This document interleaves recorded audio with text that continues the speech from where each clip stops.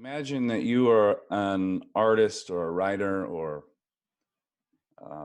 architect, playwright um, in a situation of great cultural, economic anxiety, uncertainty, um, deprivation. And that whatever it is you do, whatever form of art you do, you write stories, you take pictures, you paint murals, that the federal government thinks that that work is of enough value to invest in and to sponsor with the full weight of the federal government behind it, which is essentially what happened the last time the United States went through a similar period uh, of such great common anxiety. During the Great Depression, from the middle of the 1930s on to the beginning of the 1940s, the Roosevelt administration, as many of you I'm sure know, basically paid writers, photographers, architects, designers, and so forth to do their thing and to go out and in some cases collect stories, to document American life across the country, and to tell stories. And there was this kind of fascinating, really unprecedented investment in storytelling and art, as if that really mattered to the American future, the livelihood of all Americans, like that this was something that was kind of an essential activity. It's kind of hard to imagine that now. I mean, it may be impossible. We live in a completely different cultural moment. But the fruits of that period, from the 30s to the early 40s, are still with us, and still, I mean, I live very near one of the products of that, the Blue Ridge Parkway, which is, a sort of a gem of a road. It's a tourist destination. And another one of those is directly connected to the whole Deeper South story, and it's the series of guidebooks that were produced from 1937 until 1943. We call them the WPA guides, but their sort of technical series title was simply the American Guide series.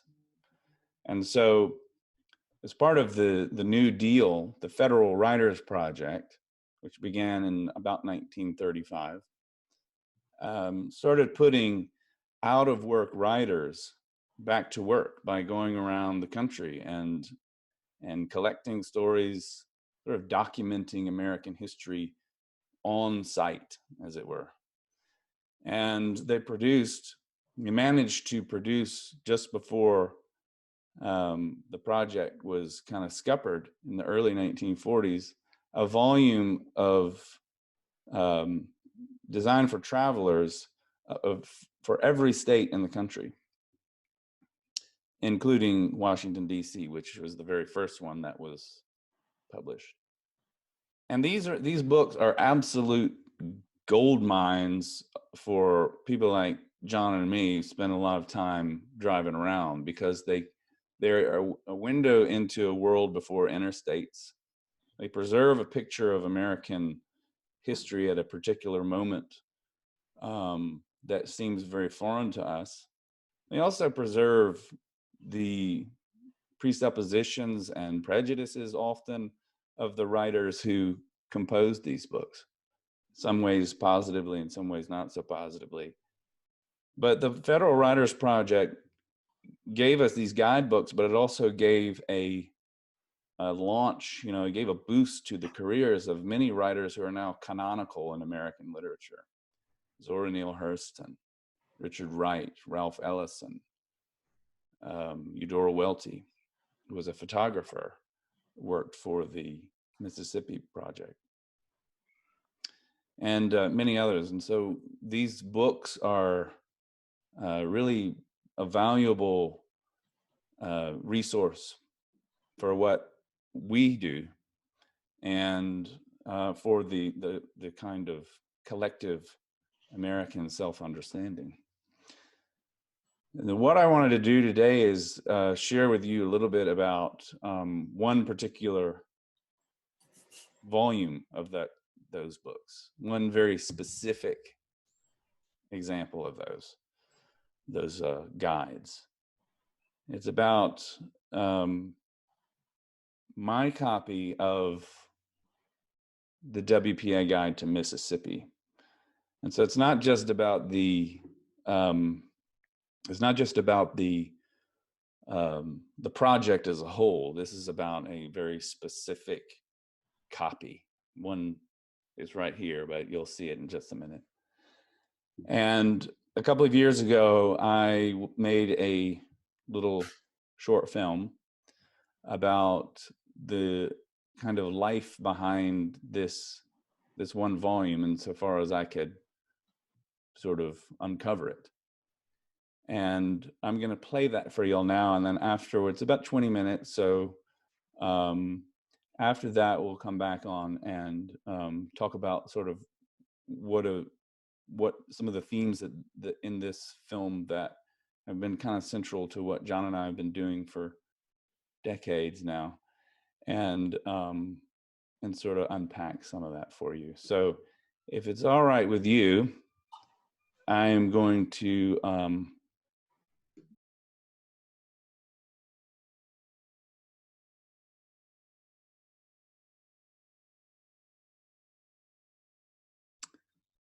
so I thought I'd just say a little bit about that film, and I don't want to assume y'all have any questions or anything, but if you do, we could certainly field some.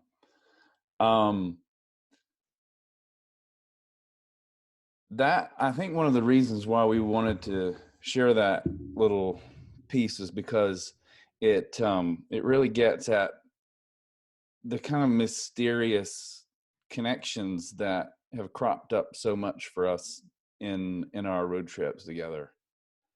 And I, that little card, which is right here, that, it's amazing how something so tiny and insignificant can lead to something maybe not so tiny and not so insignificant.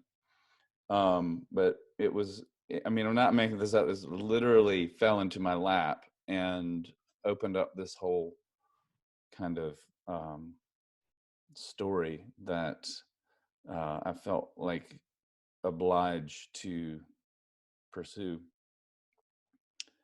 I took that a couple years ago. The only reason why I've never really shown it publicly is because I owe Paul Simon a lot of money for stealing his music. And when I made that, I still don't know anything about making films, but I didn't, I just put music in there because I was, it seemed appropriate. And that was what I was listening to in the car from Montgomery to Oklahoma in March or April 2018. And then realized that you actually have to pay artists for, or actually I should probably be more specific. I don't know how much money I owe Paul Simon, but I owe Sony Music quite a bit for the licensing fees. So just a little pro tip or amateur tip. If you're thinking about, using music in a project, it's probably best not to, unless you have like a truckload. Sorry. Hire Henry. Yeah, fortunately I have musicians in my house that I could, free child labor. It's it's got its advantages. So, anyway, that sister, it's a real, it was a kind of a special project to me because we, I met some amazing people in the course of doing that, and one of whom is Sherman Carruthers, who you saw in the film. And I mean, you can't make this kind of stuff up. This is why I feel like, getting out and just going there, there's no replacement, no substitute for that experience. Here's an African American guy named Sherman, who's the mayor of a town in northeast Mississippi, one of whose claims to fame is that it was the site of one of Nathan Bedford Forrest's battles. And so it's associated, it's got this Confederate history. And Sherman, I mean, when I finally tracked him down on the phone, he just immediately started talking, and he's so into the history of Okolona and the history of the South and so forth. And he just started running with this. And so when we went back in 2018, we stopped in Okolona, and it was actually the last night of our trip. We went to Okolona, we saw Sherman, and it was he kind of runs out on I didn't told him I was coming or anything. He just sort of runs out onto the street and was like, "I've got something to show you." And I don't remember what it was, but like these sort of bonds that you form with people, I think that's become something that's been really much more of a priority, or much more, maybe much more of a kind of special product, special fruit of these trips. Anyway, I don't know if anybody has any questions about that. I wasn't really. Yeah, Greg, let me. I'm gonna unmute everybody. How about that? And then we can feel like we're all in about each other's living room. Yeah. So Pete, I just want to thank you guys for making that. I was a bit surprised by how emotional I got during that. Myself and my cousin Leo and his wife Jolene are watching. Yeah. And we're from a small town called Jamestown, Tennessee, in the eastern edge of Middle Tennessee. And a couple of things. The quote that you mentioned at the beginning of the film, and I can't remember the exact words, but someone searching for someone who's been searching for them, or something like that. Yeah. It reminded me of Ralph Wood's book on Flannery O'Connor and the Christ-Following South, because there really is this kind of, if you're from a small town in the South, there is this kind of mystery and this interweaving of this sort of mystical, oftentimes mystical Christian faith and storytelling culture, verbal storytelling culture, sitting alongside of the brokenness of relationships between ethnic groups. And part of the reason it made me so emotional is because, one, you're telling stories of people, and it reminds me of stories from my family of people that won't be told, and so many people just won't know about if this isn't told. And then also the struggle of being someone who's from a place like this, who's gone away, who comes back, and the heartbroken place it puts me in when I try to think about the white people that are part of my family, and connecting the story of African American Southerners with them and trying to get them to listen. I don't know, it just stirred up a lot of emotion and things. I really appreciate it. Thank you. Thanks for sharing that, Greg. I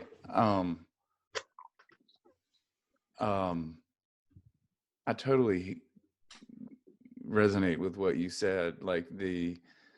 I found myself kind of getting emotional making it too. It was, you mentioned Ralph Wood, which is kind of funny because maybe I'll let John talk about this a little bit, but he's in a weird way kind of responsible for all this. John and I took you may know this, but we took I'm sorry for the like heavenly light shining on my glistening forehead. It's spectacular. The Holy Spirit. Yeah, it feels appropriate, doesn't it? Yeah. Basically the same. Yeah. Oh, hey.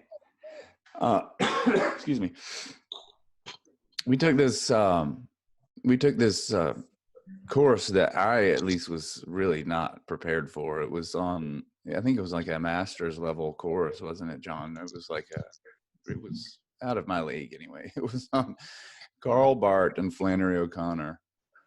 And that was the first time I had ever really taken a deep dive, as it were, into her work. And I think, John and I have talked about this a lot over the years, and I'd love to hear you reflect on this a little bit too. But I think it opened up to us this world that, like, how are we just hearing about this person now? You know, we both grew up in Georgia, we both had a really great education in high school, and we never heard the name Flannery O'Connor until we went to school in North Carolina. And other people in this virtual room who had that same experience. And characters in her work, you know, they're often drawn, as she put it herself, in kind of almost like caricature, like exaggerated figures, but I don't feel like they're really that exaggerated. I mean, Right. I would love, you know, even someone like Sherman Carruthers, like, I don't know of another culture that could produce someone like him. I mean, he told me on the phone when I first started talking to him, you know, he's part Greek, Italian, Irish, African American, or part African, part like everything.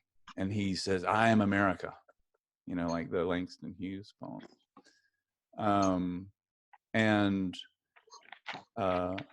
Yeah, so I don't know, John, did you want to blame some of this on Ralph Wood while he's not in the room?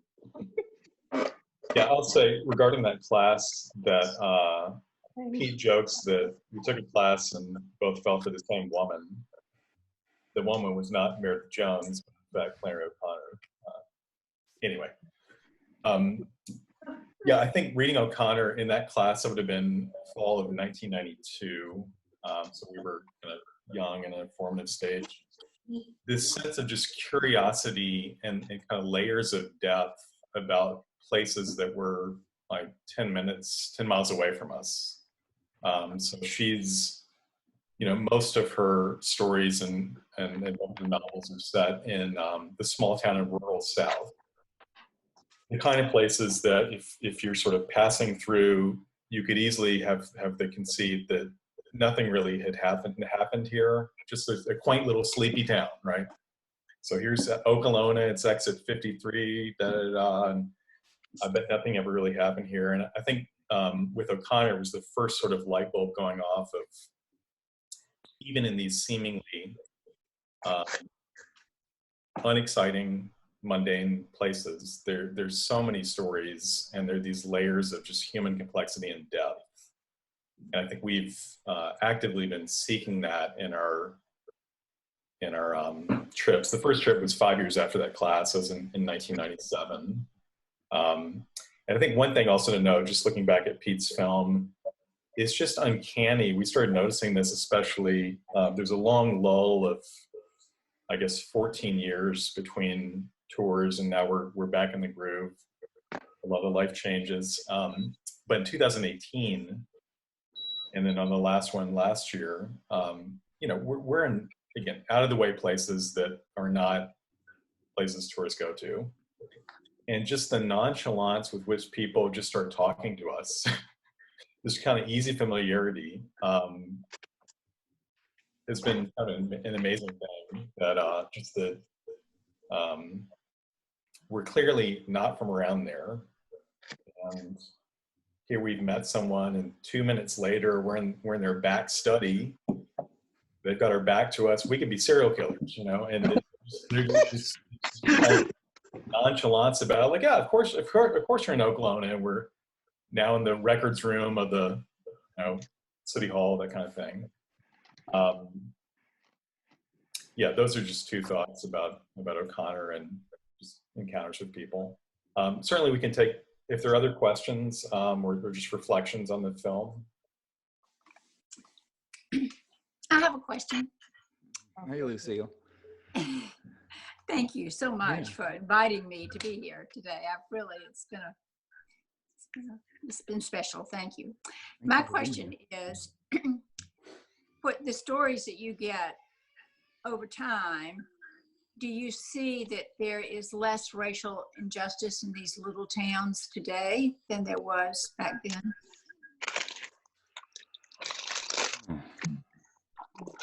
Hey, George. I certainly think it's less visible, you know, maybe in ways that I didn't grow up in the Jim Crow South, obviously, when it was so kind of visible. I think it's far more subtle today than it was, say, when the WPA guides were being written, or when, you know, Nellie Whitfield was around. And to John's point about like the kind of openness of people, I mean, I remember one of my first photographs from our first tour in 1997 was of an African American man walking right in front of Billy Carter's gas station in Plains, Georgia. And I felt so kind of weird about taking a picture of another person. Especially, you know, even then, of a white guy taking a picture of an African American man, like there's a certain anxiety about kind of wanting to make a spectacle or wanting to sort of objectify whatever. But I found that, you know, especially when I started filming kind of more video type stuff, that how generous people were with wanting to, you know, with their own stories, with their own experiences, and wanting to share those. And that having a camera in front of them kind of was not, for the most part, like intimidating or anything. It was like kind of liberating almost. Almost like there's stories that are needing to be told. Yeah, because, like, you know, I mean, and maybe this goes back to Greg's comment earlier. I think, you know, our culture is sort of obsessed with celebrities, and those are the people that we think are kind of, as a culture, the most interesting. And I would much rather spend, you know, a few hours with Nellie Adams, the woman who was in the film, than almost any sort of uber famous person I could think of. And I mean, she was in just like, felt like this just sort of walking, you know, mine of stories and of histories that we would never have stumbled across. And the way we, you know, I met her was Sherman and I were actually getting ready to go to the church where Nellie Whitfield had been a member, and he, in the middle of the street, saw her coming and waved her down and waved her car over. And she pulled over the side of the road, and I sat at the camera in front of her, and she just started talking. And it was like, that was a total accident in a way, you know, accident or providence or whatever. It was completely unplanned. And yet it was one of these kinds of connections that you can't really predict or plan for. Someone mentioned earlier, Pete. Yeah. Am I coming through? That mentioned the Holy Spirit, and I think I'm just sitting here, seeing the brief portion of the film that we were able to see. the Holy Spirit. But you, Sherman, the other woman, I just think it's individuals who have come together, and it's not totally by accident. Well, you know, I love the Sherman's comment. Who, you know, Sherman told me he didn't, he doesn't really go to church, I don't think, and he's not, you know, which is, he's not, he described himself as not really a religious person or anything, but his line in there when he's looking at the map or looking at the book, and he's like, you know, there's something to this. There's a great architect at work. I was kind of blown away by his, you know, his unsolicited sort of remarks. So yeah, I mean, but it's always kind of mediated through other people. You know, Yeah. it's this just doesn't come out of nowhere. It's like, oh, maybe it does, but it's, in my experience at least, it's through these connections with other people that these sort of revelatory moments kind of happen. But about the race thing, Lucille, like in terms of like I think when John was talking about the warmth that people have been by and large have expressed, you know, in just talking and receiving two balding white dudes with beards, you know, just showing up. I think there may be a couple of episodes where that hasn't been the case, and you know, without speculating on this too much, like in both cases, they were white people who were really suspicious of us, which was kind of interesting. There's a whole story that this is, I guess, a teaser for the next time we do this. Yeah. It would take about 20, 25 minutes to do justice to the story, so I'm not going to launch into telling the story here, but it was a showdown that we witnessed in a cemetery in Selma, Alabama, at about 9 o'clock on a July morning, a Wednesday or so. And yeah, the two older women, one white, one African-American, and Can I just tell you how happy I am right now that you're telling this story, because it's one of my favorite stories. Oh, Continue. good. And so I'm not going to launch into it now, because really it would take about 25 minutes to do justice to the story. We will tell it at the next session. But yeah, the deep suspicion and really thinly veiled hostility of the older white woman towards us, and then the just kind of nonchalant receptivity of the older African American woman to us was, I mean, yeah, it's happily surprising, I'd say, in an affirmative way. But yeah, I think in the smaller towns, rural areas, there's a greater complexity of race relations. It doesn't mean there's not structural injustice, but people are in face-to-face relationship with each other, which, and they were in the Jim Crow era too, so that didn't make for racial justice. But you know, you see that even in the film, though, you know, the scene in Oklahoma. Julie, have you done anything? That's something we've certainly observed, but I think it's different when you get to suburban areas and a lot of the way we organize our cities. I will say that, you know, one of the things that I've noticed, and I think I'm just a few years behind you guys.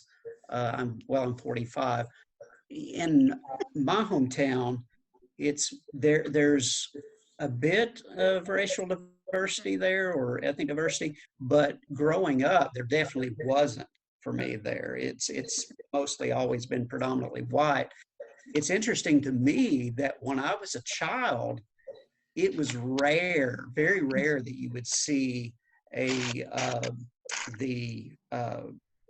Southern flag or the Confederate flag. You would see it every once in a blue moon, maybe in some guy's pickup truck in his back window, perhaps. But now, when you go there, and certainly certainly most people don't have it blind, but there are people that have them in really large flagpoles now. And so I think there's a bit of resurgence or emboldenedness that I see now with that kind of fronting or sort of badge to put out there more than it seems like I saw growing up. I think some of that has to do with social media and where people are getting news sources and that kind of thing. But that I don't know. That's something that I've noticed, at least, that's somewhat different. I live in Nashville now, but I still go back and visit. And yeah, so I thought that was interesting. I mean, I feel like I don't know about that, you know, if that's true where you are, John, but like here in Western North Carolina, there's, if you drive down I-40 from Asheville, you know, I'm never very good with directions, east, towards Morganton, if you cross the Burke County line, there's a like an 80-foot flagpole with a Confederate flag on it. And then there's another one at the eastern boundary of the county. And those have gone up in the past 3 or 4 years. I think they started going up in like 2016 or so. Excuse me. And that does feel like a new thing. And I remember we took a family trip a few years ago to Quebec. We drove from here all the way up there, and I was seeing them in Vermont and even in Quebec. I mean, the Quebec thing makes a little bit of sense, I guess, but it was bizarre, and it's like really kind of disorienting. But it is strange, like this, not that strange. I mean, I think we can really understand why that's the resurgence has taken place. There seems to be more, you know, license for that sort of thing now. But speaking of Confederate monuments, one more thing I wanted to tell you about Sherman Carruthers before I forget is he has this crazy idea. Like, he's in this tiny town in northeast Mississippi, and he wants to take African-American mayor. He wants to take all the Confederate monuments that other cities are getting rid of, and he wants to build like a memorial park in Okolona. And I was like, that is nuts. You realize that? And he's like, yeah, but his idea was that, you know, we need to put all these together and kind of tell the story of what these monuments actually represent, what they do. I probably should check in with him, see how that plan is going. But talk about, like, I never saw that one coming. Is he thinking about doing sort of the recontextualization thing where you're putting monuments alongside, say, African American monuments and that kind of thing? No, I think he just wanted to have them all like in a big field, and like, yeah, contextualize them, but there's just gonna be like sort of leftover Confederate monuments and kind of what this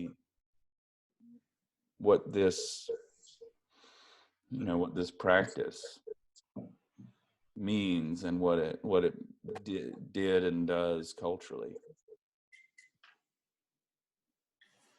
Maybe one thing to add about that, just thinking about O'Connor. I think often when people hear the South, so I might say this is someone who's a historian of the South, will be out and about, and what do you do? His history professor, what specialty the South? And often it's heard as if the South means like the Confederacy and the Civil War, as if like centuries of history are reduced to just this 4-year quasi-nation rebellion, etc. And that is, I mean, that's not uninteresting, those 4 years, but there's so much more out there. And just to go back to O'Connor, she has one story that's actually related, you know, about the South as the Confederacy.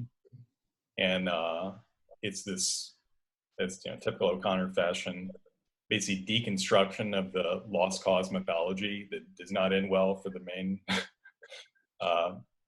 honoree in the story. But yeah, just shifting the emphasis away from reducing the South to just the Confederacy. Like, yeah, there's so much more out there, layers of stories that have nothing to do with the events of the 1860s.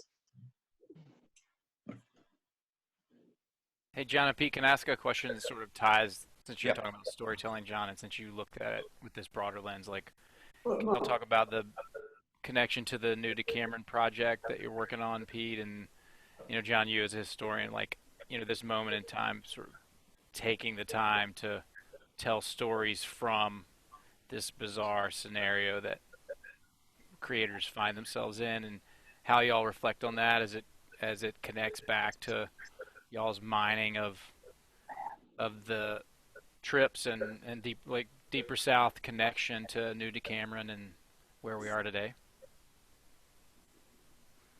That's a good question. If for those who aren't familiar with the new Decameron thing, is something else I'm doing on the side. It just kind of began as a sort of wild idea to kind of collect stories and poems and readings from the authors for this sort of Corona tide. Because the original Decameron in the 14th century was, you know, set against the backdrop of the Black Plague. And it's a story about 10 Florentines who escape to the countryside to kind of ride it out. And they do that by telling each other stories. And I don't know, Matt, that's a really good question because, you know, I think how, you know, what does a deeper South have to say to the coronavirus? Still don't entirely know, but I do think that, I mean, there's a lot of great journalism right now that comes from the South and that is addressing the peculiar impact of the virus in Southern communities, and particularly the African American communities, and why it's the reasons why it has hit some of those communities especially hard. But I think, you know, if and when this whole thing is ever over, you know, we're still going to have this. We still have sort of the legacy of white supremacy, like that hasn't gone anywhere. And in some ways, like this experience has kind of highlighted that, I think, in some respects. So I guess that I mean, when I started the new Decameron thing, I asked people to, you know, submit stories to us that the only requirement was that they not be about the coronavirus, because there's a deluge of stories about that subject, and you just can't stay on top of it. Nobody can. But Boccaccio's stories in the original Decameron were not really about the plague either. It was more that the point of them was to provide sort of consolation, both for the characters in the stories and for Boccaccio's readers. I think the insight that I took from that, Boccaccio's insight that I stole, was it's the act of storytelling itself that is a kind of consolation. The subject matter doesn't need to be about the thing that everybody's worried about right now. It's the act of telling stories that itself provides this sort of common humanity. makes us realize that we're not that different, or that in those differences that we do have are instructive and important, and not to be too quickly glossed over. So I guess that's how, I don't know, John, what do you think? I mean, that's how I kind of tie those two together, that the importance of telling stories, like even my own, and then insofar as I can sort of mediate for other stories, seems to be kind of universal. Yeah, to your question, Matt, I think, I mean, here we are in this gallery view of each other virtually. But I think we could say that the current pandemic heightens for us in the absence of it, heightens the importance of just face-to-face, tangible, and there's just no substitute for that. And so it's great that we can do this now. It would be hard to get all of us together in the same place in real time, but yeah, there's just no substitute for the face-to-face, for tangible connections to real people, real places, real communities. And I think that, thinking about the WPA guides and just sort of the sense of connection,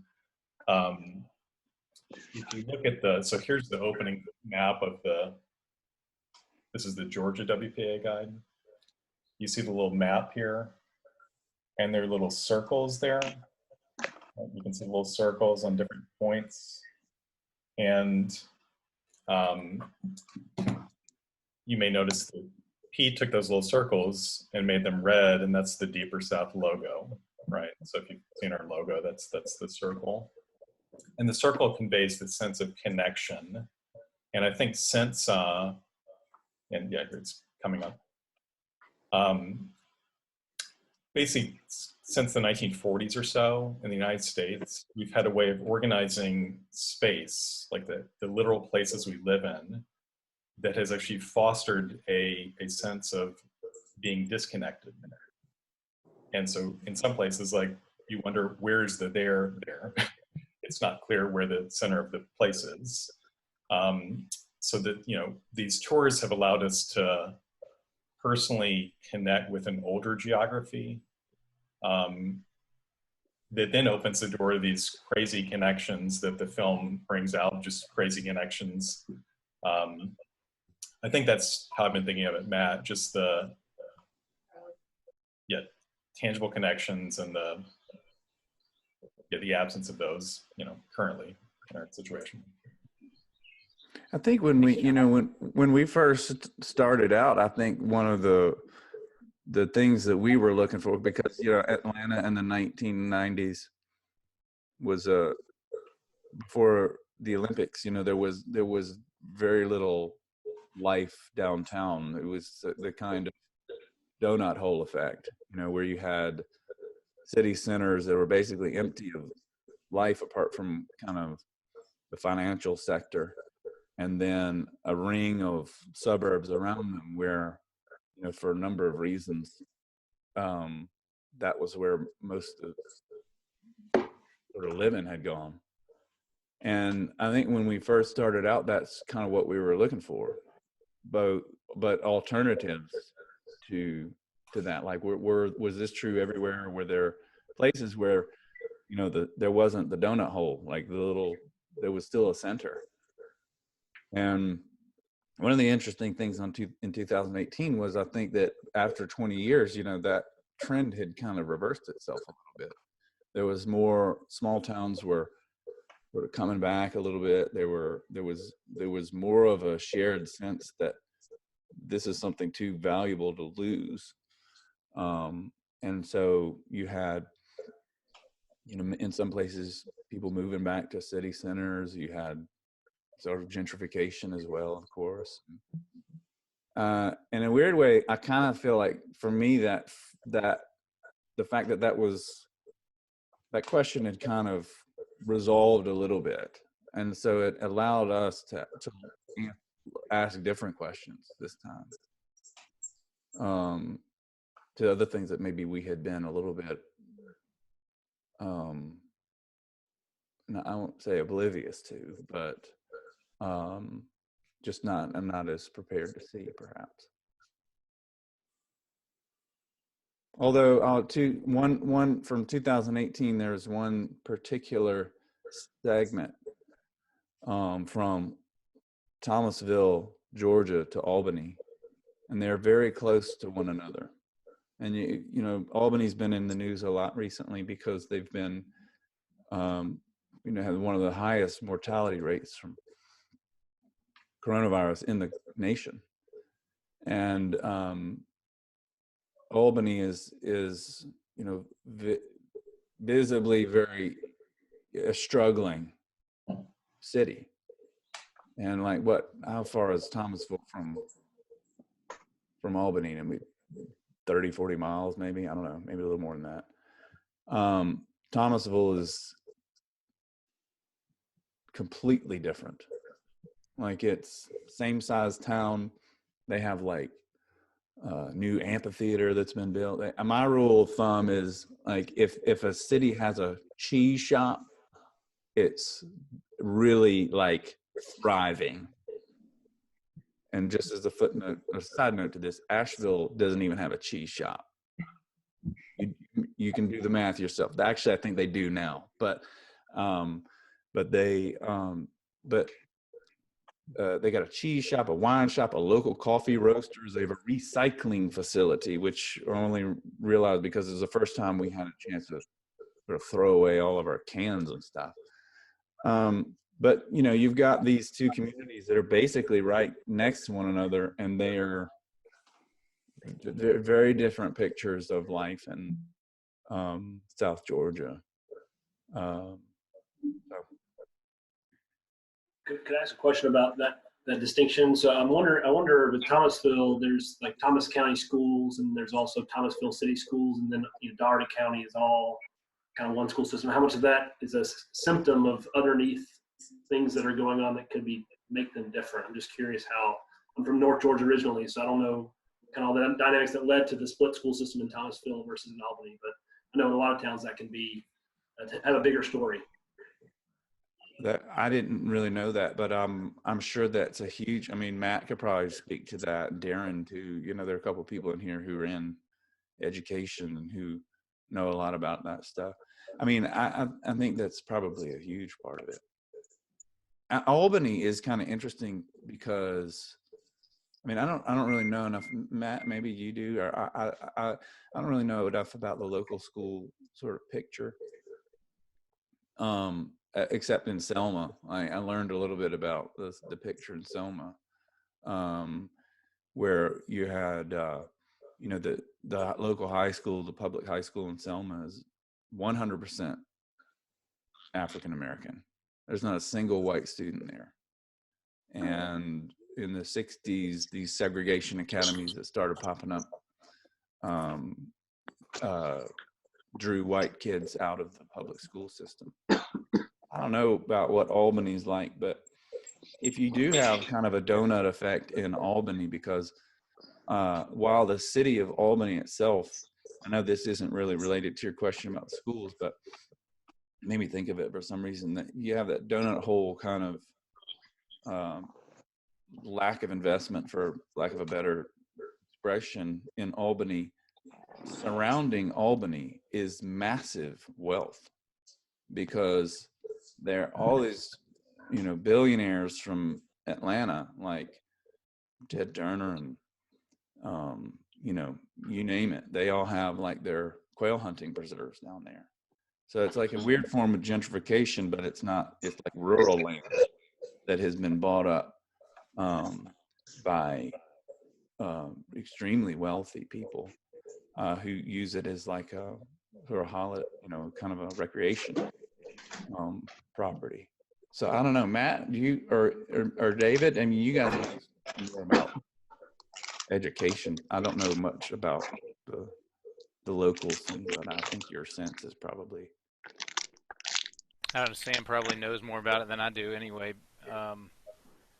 20 years ago, I was in Albany trying to help a community group, actually pastor and some folks out of his church to start a charter school. And first gig I had when I worked for KIP was to try and was to pitch Thomasville, Doherty County school. Is Thomasville in Doherty County, Sam? I can't remember. No, it's not. They're in Thomas County. It's Thomas County, so it was that school board wanted a KIPP school, but I think Pete's point about like traditional, that's the interesting part for me is like the patterns are probably similar elsewhere, but then if you look outside, you see that great wealth of the quail farm or whatever. That I think that seems a lot like what's going on, for example, in Greene County and anywhere around Atlanta, where you have the big Atlanta donut and then the wealth gap showing up in the rural spaces there. I don't know. I think a lot of the patterns, Sam, that you've seen are probably similar there, but now you make me curious. Yeah, just in thinking, as I asked the question, I've been here thinking about it. I just did a quick, 5% of the school system is white in Albany.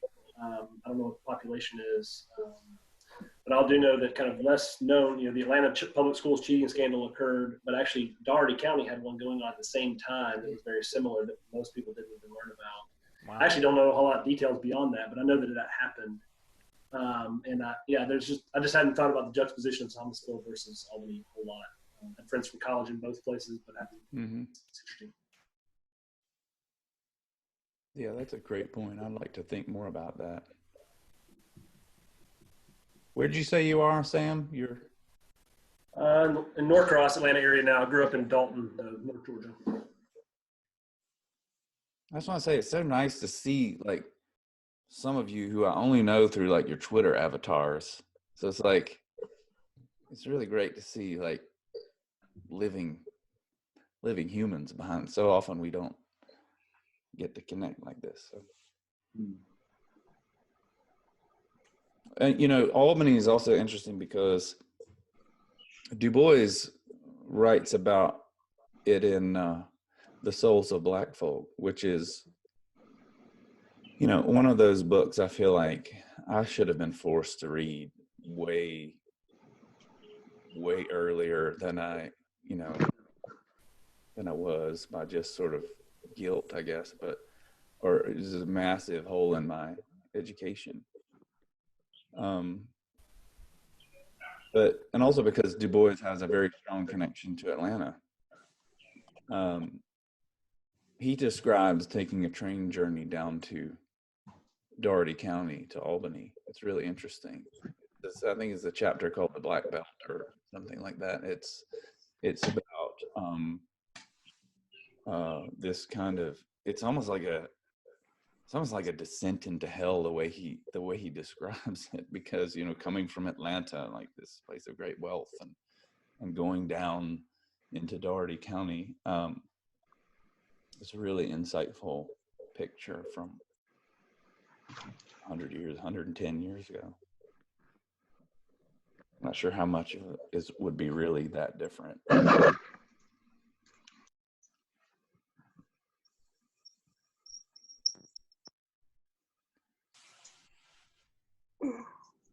Well,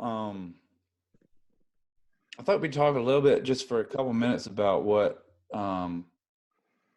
we're doing next, if y'all are interested. That was my question. I wondered what is next for you and John?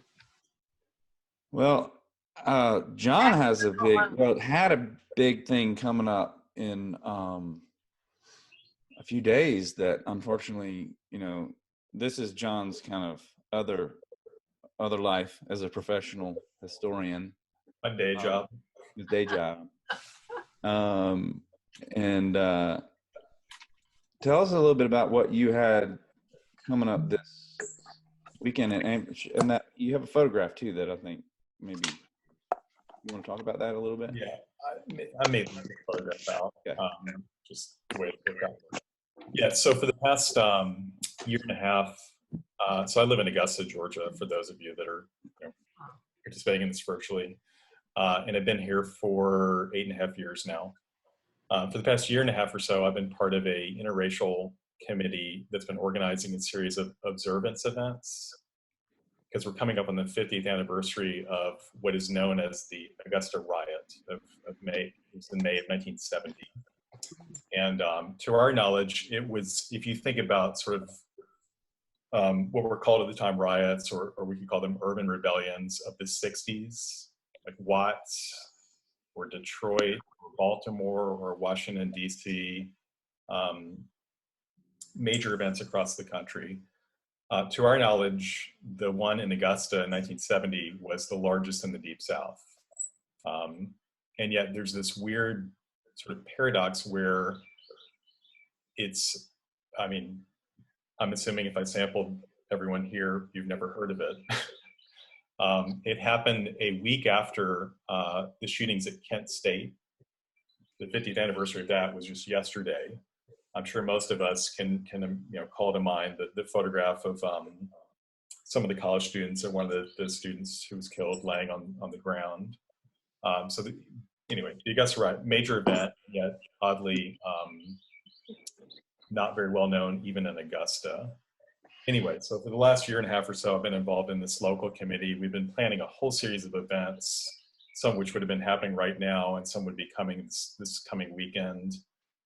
With the pandemic, all of the in-person events got postponed, and we're looking at maybe October for trying to do those again. It's a little bit unclear on that. But we are doing a virtual walkthrough of 7 of the major moments in the event itself, and this will be running on our Facebook, Instagram channel. If you just go to 1970 Augusta Riot, you can easily find us, Facebook and Instagram, and you'll see the list of when the videos will unveil. We'll unveil them in real time to match the actual days of May of 1970, and you can watch them in real time. You can watch them later. They're a small attempt to do justice to the time itself, and all the major events we had planned. Again, those are postponed, and we'll resume those later.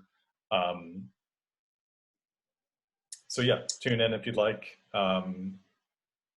It's all in this web of connections and untold stories and the complex Southern past that Deeper South is going after as well, and that I try and do in my day job. But it's a perfect example of one of these stories that was like so formative and so kind of essential, especially for like the African American community in Augusta. And yet, as you said, like none of us know about it.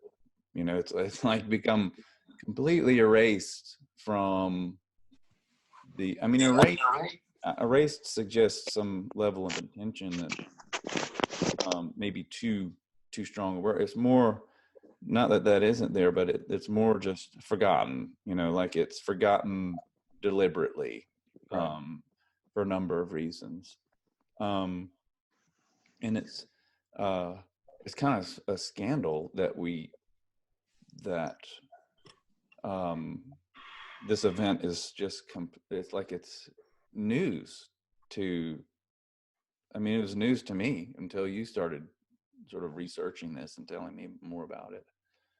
And so you've also authored this is kind of interesting, I think, because like it shows how, history, gets mediated from like the libraries where John does his research down to kind of how do these stories become part of the kind of collective imagination again. So one of the things you did was write the Wikipedia article for this, which, is not, that's an important thing. And that's like, so when somebody Googles this, they're going to read what you've written up about it. And so,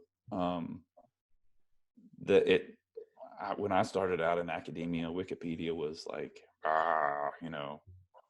it's sort of poo-pooed, but now it's like, this is the first stop for most people, like when they Google something. And you've actually written a really sort of powerful, strong, cogent summary of this, which is not easy to do.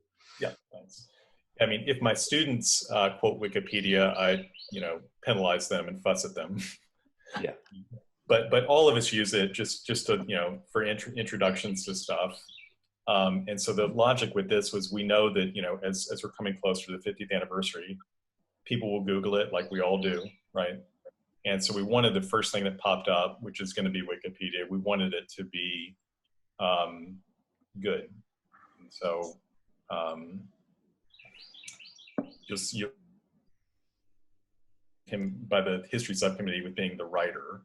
So it's really, I mean, in a technical sense, I wrote it. It's really the fruit of a lot of work of the subcommittee. But check it out if you like. Mm-hmm.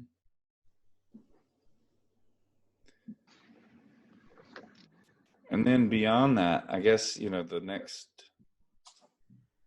question is, what are we had planned to go on another, would be our 8th tour this summer, which is still on right now, but we'll see what happens. But I think it's going to be very interesting, because if we're able to go this July, the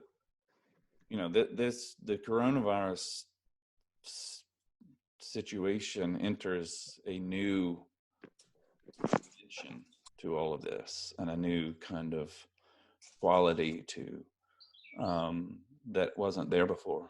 So I'm kind of eager, actually, to get out there and sort of see what the reality is for, you know, for some of these places that we've been before and haven't been before.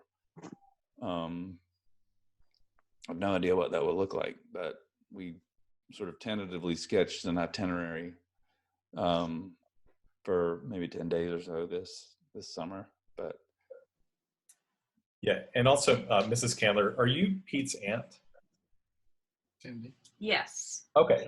So just to add, I mean, you may know this, but if some of the viewers don't. So behind Pete, to just as we see it, to the right of his shoulder, you'll see a large print. So we had our first exhibition back in November at a gallery in Louisville, Kentucky. And it happened to be, well, I mean, we knew this was, it worked out so that the annual meeting of the Southern Historical Association was in Louisville. And we knew it was going to be there. We had it in Louisville. And so we timed the opening to coincide with that history conference. And some people came over from the conference. We got some publicity through that a little bit. But the gallery owner just gave us the images, having framed them. So some of them are sitting right there behind Pete. We were planning to do more hitting the road this summer, and everything's obviously postponed, but currently, is it October, Pete? Mm-hmm. October 1st. Our next exhibition in Florence, Alabama, and hopefully more to come after that. So in addition to a future trip, traveling exhibitions. Yeah, we'll be at Alabama Channon in Florence in October. I'm not sure how long we'll be there, but and she's somebody you need to check out too if you're not familiar with her. She has what she calls a seed to shelf organic cotton company that makes really like high fashion clothes out of sustainably sourced and grown and cotton from the United States. And she was a kind of fashion designer in New York, and then sort of got sick of that and moved back to Alabama and started this business in a factory that used to make like more rock and roll concert t-shirts than anybody else in the world. And the Muscle Shoals area, of course, has a pretty solid rock and roll history too. Sounds like Bobby and I could make a road trip. Definitely worth a road trip. Yeah. And Florence is a really delightful small town. I mean, it's similar to Thomasville. It's hopping. Yeah. Yeah. I've heard a lot about it. Yeah, very impressive. And we were hoping to be in Louisville last year, and we were going to stop by and see your exhibition, but then I got sick and we didn't make the trip. So We'll have to put Florence on the calendar. Please do, and if that's a kind of amazing area, and this was our first trip there last summer, and hopefully it will still be on for October. We'll see. But the plan, we hope to kind of travel this around a little bit, and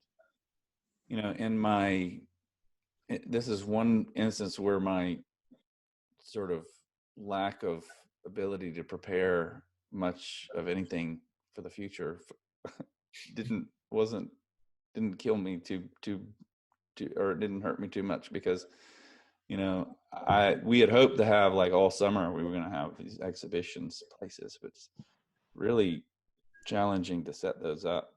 So hopefully, if we didn't have to cancel anything, but hopefully October will still be on. We might be in Birmingham too before that, but again, everything's a little bit sort of up in the air right now. We're hoping for the best.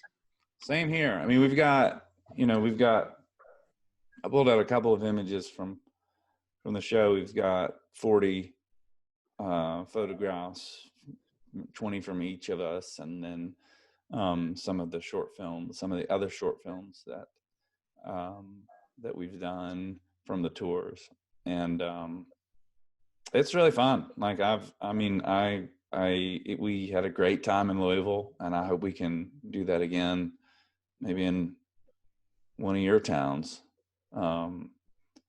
So we're definitely open to ideas. You can always come to Atlanta. We would definitely love that. Yeah. Come home and tell your stories. Well, it's a major character in my stories, that's for sure. Yeah. You got two guest rooms in Nashville for you. That'd be awesome. Thank you. I had my eye. Scott Bullard is in here, who used to live in Marion, Alabama, which is I especially love.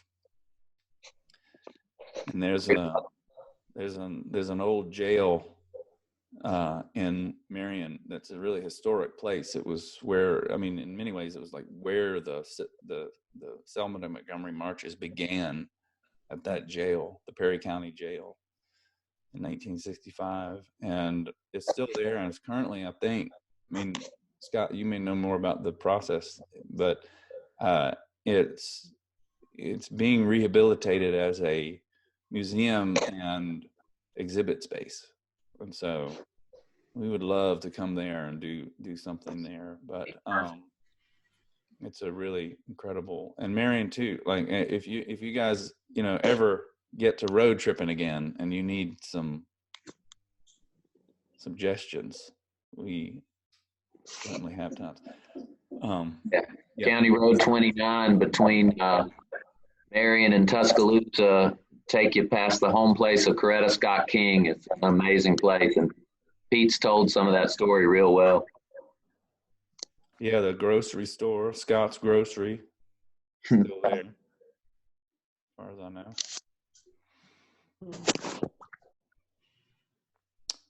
So that's where we're going. We'll see. Everything. I think everybody's kind of like, there's an asterisk to everybody's plans. Yeah.